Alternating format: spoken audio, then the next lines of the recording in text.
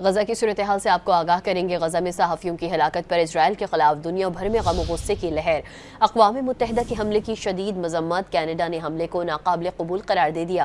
سعودی عرب کا عالمی برادری سے اسرائیلی جرائم رکوانے کا مطالبہ۔ فرانس، جرمنی، برطانیہ، ترکیہ اور قطر نے بھی اسرائیلی حملے کی سخت الفاظ میں مذمت کی۔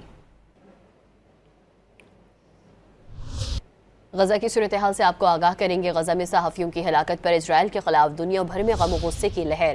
اقوام متحدہ کے حملے کی شدید مذمت۔ کینیڈا نے حملے کو ناقابل قبول قرار دے دیا۔